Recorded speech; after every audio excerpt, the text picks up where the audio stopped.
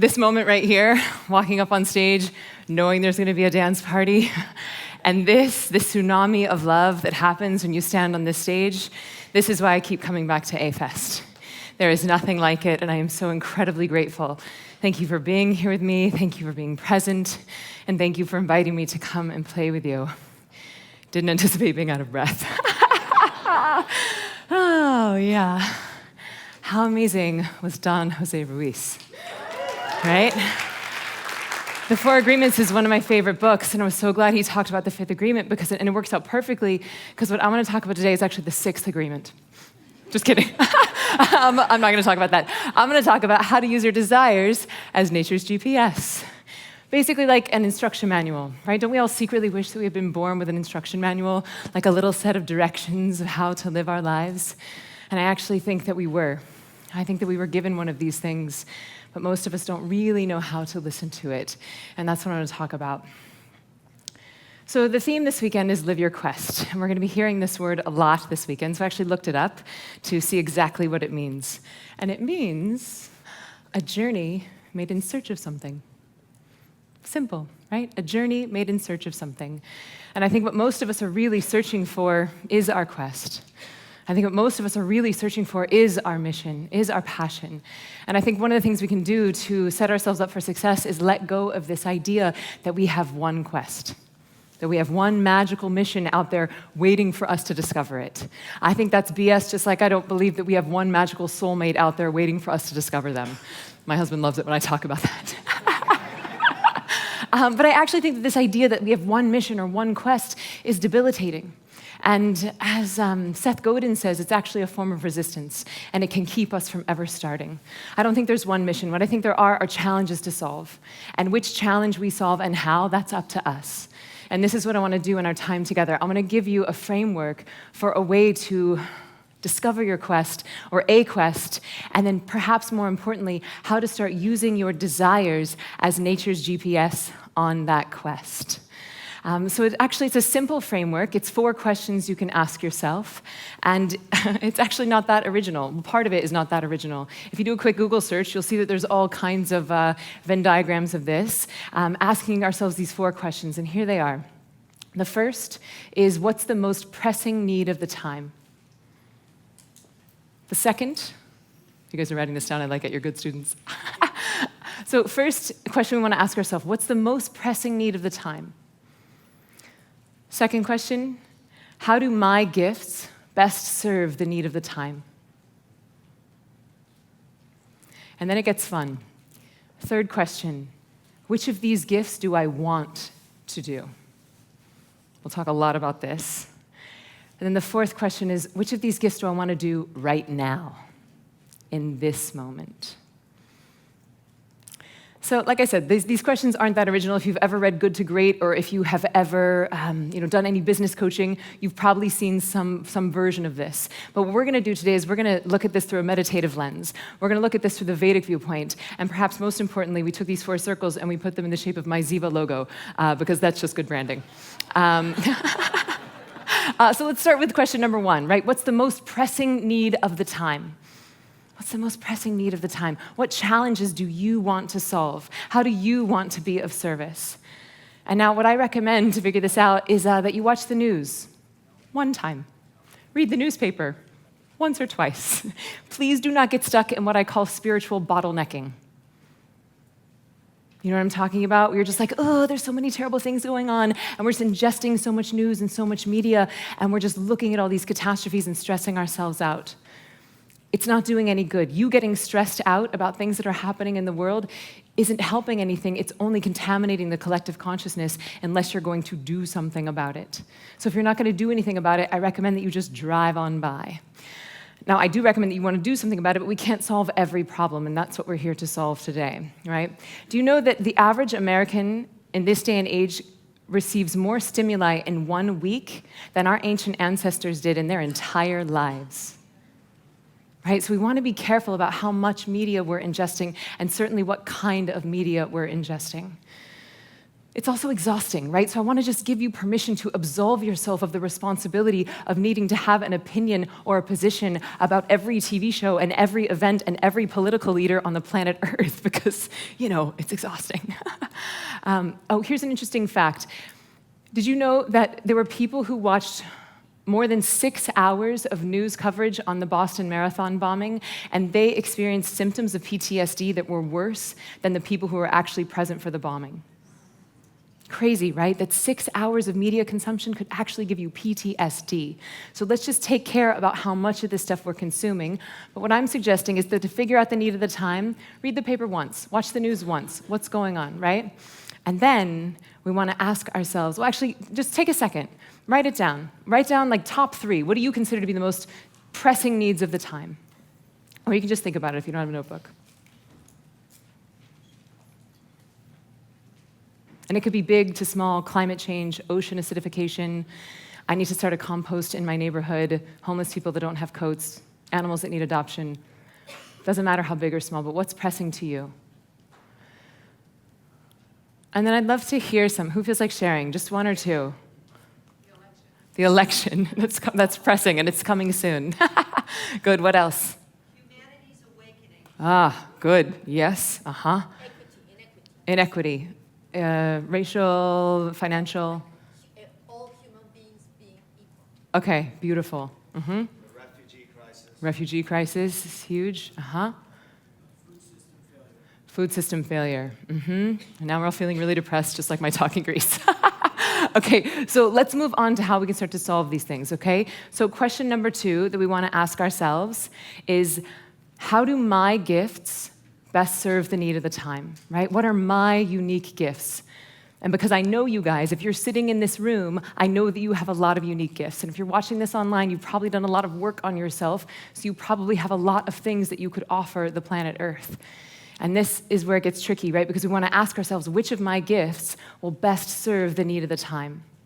For example, I happen to be a really good tap dancer, like legit. Check it out. And I could get up here and tap dance for 20 minutes, and it might be mildly entertaining, but let's be serious, it's probably not going to change your life, okay? Now, I also happen to have a gift for teaching meditation, and turns out the world is real stressed right now. Scientists are calling stress the black plague of our century, and I don't think that's an over-exaggeration. Stress is responsible for 90% of all doctors' visits. So I'm choosing to spend my time and attention on teaching meditation. So take a minute, and I want you to think about, what are your unique gifts? What of your unique gifts would best serve the need of the time? You can think about it, write it down, whatever feels charming.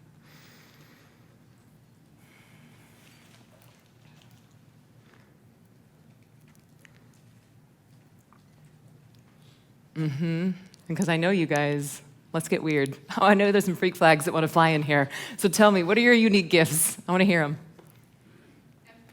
Empathy, beautiful. Compassion, good. Making fitness fun. I love that. What else? Providing medical care. Positivity. Good. I love this. We're going to have a lot of really, really happy people helping to solve climate change. We've got $1 billion business on our hands, you guys. Okay, so these first 2 questions are really important, but these are the ones you've probably already heard before. And now is where it gets a little fun, right? Now we want to ask ourselves, which of these gifts do I want to use? Now think about this question. What do I want to do? So simple. So simple. What do I want to do? But how many of us are asking ourselves that question? When was the last time you asked yourself, what do I want to do? Most of us are asking ourselves the question, what should I do? What's going to make me the most money? What's going to be the best outcome? What's going to make my parents proud? What's going to make my college roommates think that I'm more successful than them, right? And Tony Robbins says that the quality of your life is determined by the quality of your questions. So if you ask better questions, you're going to have better answers. And I think that what do I want to do is a decidedly better question than what should I do? And this is where things get tricky, right? We don't ask ourselves this question because most of us don't trust our desires. And this is really what I want to talk about. How do we trust our desires? How do we tell the difference between an intuitive desire and an addictive longing? Right? Because we've all had those desires that have gotten us into trouble, right? And so the trick is that most of us are living our lives in this state of I'll be happy when, right? We're living our lives pretty stressed out in survival mode, and so it's really easy to live our lives under the illusion that I'll be happy when I get that next job, or that next zero in my bank account, or that next romantic partner, or that next car, or that next pair of shoes, or the more Facebook followers, or another acquisition, or another employee, and it doesn't really matter what you're addicted to. I would call an addiction anytime you think that your happiness can be found somewhere out here, right? And this is where meditation comes into play. You guys didn't think I was going to give a whole talk and not talk about meditation, right? So how does meditation play into this, right? So if we're living our lives in addiction, let's say you're a heroin addict, right? Or let's just say you're talking to a heroin addict, and you ask them what they want. What they're going to say is, I would like some more heroin, please. Right? You ask a workaholic what they want, they're like, I need some more work to feel better. And where meditation comes into play is that it's the fastest way to feel better that I know. It's the fastest way to get you out of fight or flight and into stay and play. And when you're in this stay and play, you're actually tapping into the source of fulfillment.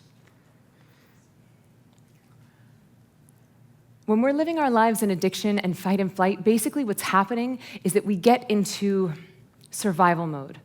And when we're in survival mode, our reptilian brain is taking over. And this is where our addictions come from. And this reptilian part of the brain is 300 million years old, so it doesn't understand language. This is why you can't reason your way out of eating that chocolate bar. It's why you can't reason your way out of sleeping with that person that you really want to sleep with. If you're living your life in survival mode, fight or flight, and you have an addictive longing, chances are it's probably going to happen unless you're using severe amounts of control and determination. And I just think that it doesn't have to be that hard. Right? So what do we do when we meditate? We dial into the source of fulfillment. And I think that when we meditate, it's the fastest way to tell the difference between these addictive longings and our intuitive desires. Why? How? When you meditate, within 30 to 45 seconds of starting, your brain and body flood with dopamine and serotonin, which are bliss chemicals. So you're actually plugging into the source of fulfillment. So if you're filling yourself up every day, twice a day from the source of fulfillment, then you come out of this meditation and you still have a desire. But the desire is not there out of addiction. The desire is now there to cue you as to where nature wants to use you to deliver your fulfillment. Right? So before meditation, most of us think, I'll be happy once I acquire my desires. This is what the I'll be happy when syndrome is. It's the mistaken belief that I can somehow acquire my way to fulfillment. Once we have a meditation practice, we're filling into the source of fulfillment, then we use our desires as an indicator, as a guidance map of where we need to go to take our fulfillment on a field trip. So here's a real life example of this, right? So I'm walking down 9th Avenue in New York City, and I get a download for chocolate. Now, I'm very familiar with what a chocolate addiction looks like. This was something different. It was like, chocolate, now. So I'm looking around, and I'm like, where am I gonna get chocolate? And then finally, I see a bakery. And I walk into this bakery, and I'm looking at the menu, and I'm like, I don't eat gluten, so there's nothing really for me here, but it smells delicious. It smells like chocolate. And out of nowhere, I hear someone say, Emily Fletcher? And I turn around, it's my friend Pam. Now, Pam and I had done a show a few years ago, and Pam was a massage therapist. She was like, Emily, so great to see you. Listen, I just finished my yoga certification, and I'm really trying to figure out a way to combine my massage with my yoga. And I said, you want to do Ayurveda? And so I put her in touch with my Ayurvedic doctor, and now she's practicing Ayurveda. Now, I left that bakery, and I never got any chocolate. Right? I failed on my mission. I didn't get my desire because that desire had nothing to do with me filling myself up. It had everything to do with nature cueing me with where it needed to use me to go and deliver my fulfillment.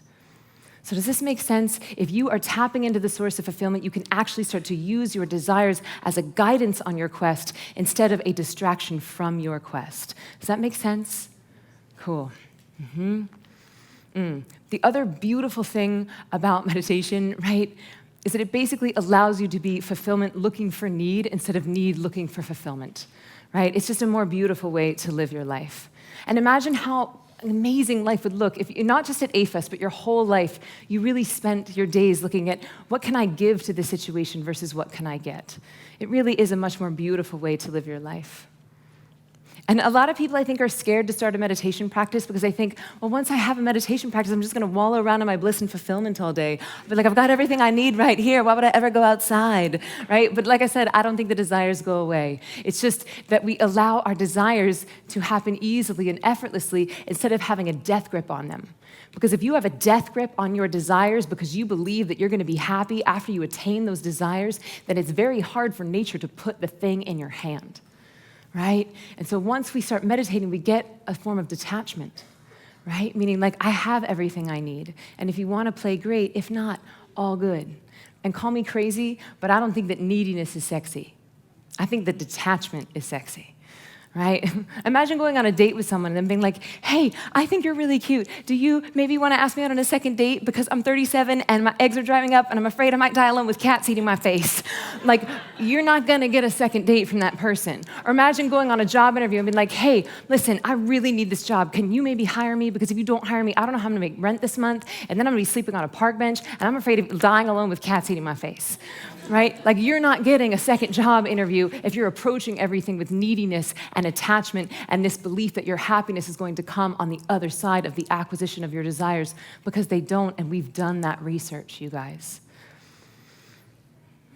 So step number 4, right? Let's take it out big picture again. Step number 4 is, what do I want to do right now? And this is really important, right? The present moment. What do I want to do right now?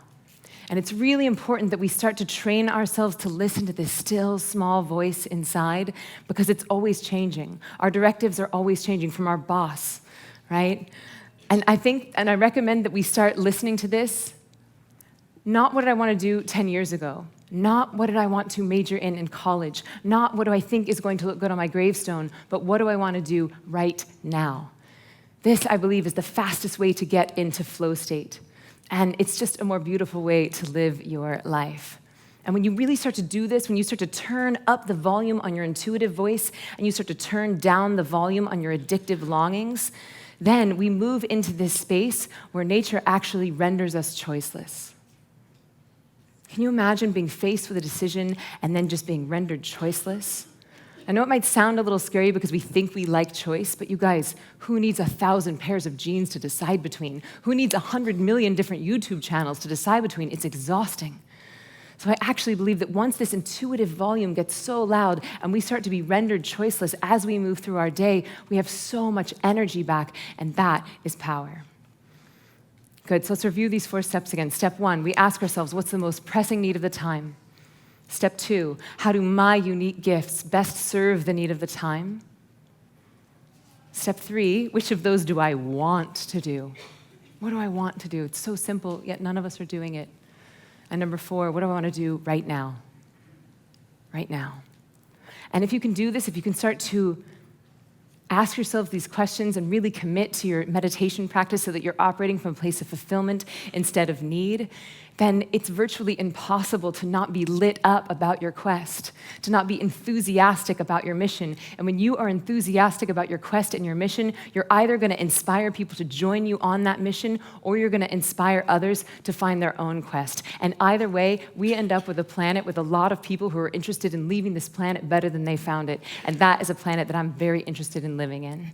So you are all invited to join me on my quest of getting the world meditating. So let's do it, shall we? Let's get the world meditating. And thank you guys so much. The end.